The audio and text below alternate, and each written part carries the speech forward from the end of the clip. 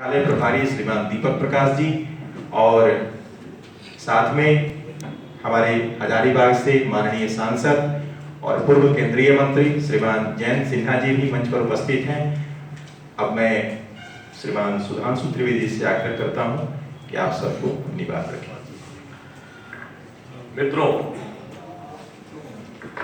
पूज्य बिरसा मुंडा जी के बलिदान की धरती और बाबा बैद्यनाथ के धाम की धरती झारखंड में आना सदैव ही प्रेरणा और श्रद्धा का हेतु रहता है,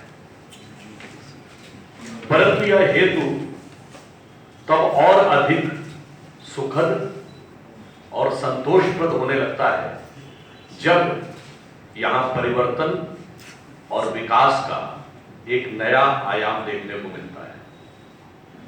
अभी कुछ दिन पहले ही मैंने दिल्ली में समाचार पत्रों में पढ़ा कि संयुक्त राष्ट्र संघ का जो विकास कार्यक्रम है, यूनाइटेड नेशंस डेवलपमेंट प्रोग्राम, जिसमें 101 देशों के भिन्न भिन्न क्षेत्रों के बारे में गरीबी उन्मूलन में, गरीबी रेखा से लोगों को ऊपर उठाने की दिशा में किए गए कार्यों का तुलनात्मक विवेचन होता है, कंपैरेटिव स्टडी होती है। और उसमें पाया गया कि भारत में 27 करोड़ से अधिक लोग, 30 करोड़ से अधिक लोग बाहर निकले, परंतु ज्यादा सुखद विषय यह था कि माना गया कि मल्टी पॉइंट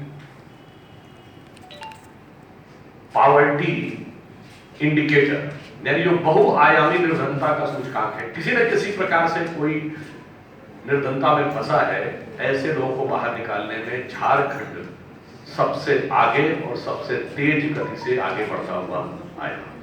यूएनडीपी की रिपोर्ट के अनुसार शहरी और अर्ध शहरी क्षेत्रों में जहां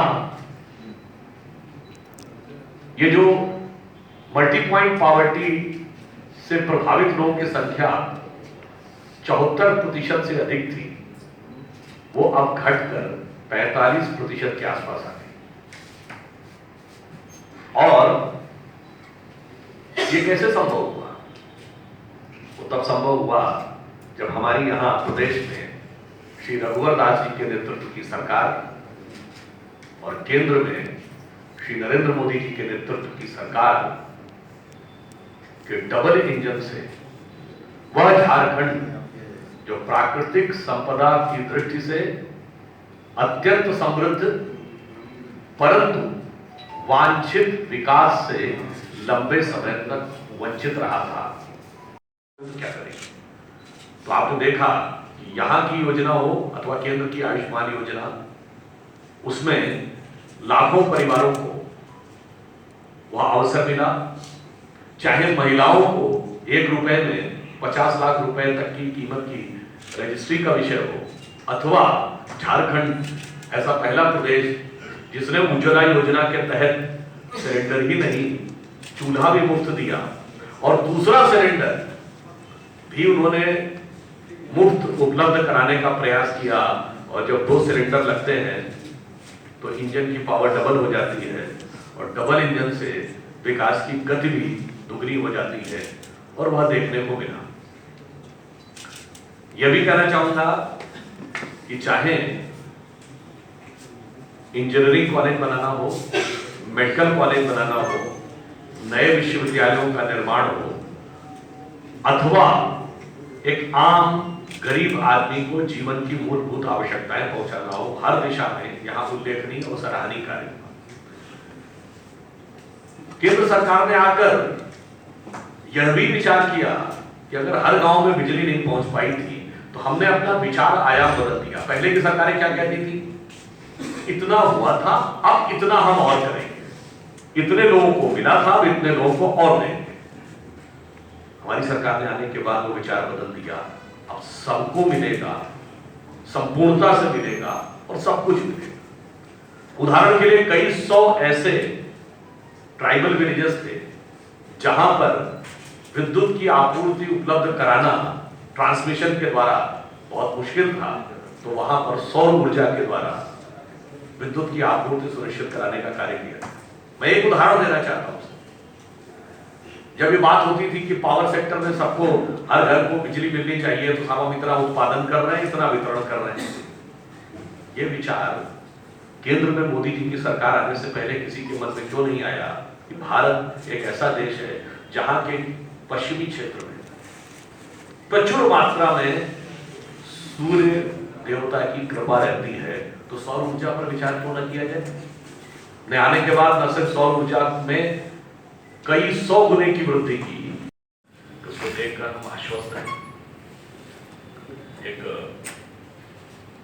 रामचरितमानस की बड़ी प्रसिद्ध उक्ति है, विपक्ष चाहे जितना तर्क वितर्क कर ले, मुझे लगता है कि झारखंड की जनता ने मन बना के परिणाम सुनिश्चित है। वो है कि ज्ञानी मूढ़ न होए और जहि क्षण रघुवर जस करें तही क्षण तैसे होए। तो उन्हीं रघुवर के दास हमारे रघुवर दास जी ने अपना क्षण क्षण लगाकर वह कार्य किया है कि अब विकास काहे न होए। इसलिए जब मैं पहले आता था रांची कुछ वर्षों पहले, अब रांची की सूरत और हालात इतने बदले हुए नजर आते हैं कि मैं कह सकता हूं कि बदले बदले मेरे सरकार नजर आते हैं। अब की तो प्रचंड बहुमत के आसार नजर आते हैं।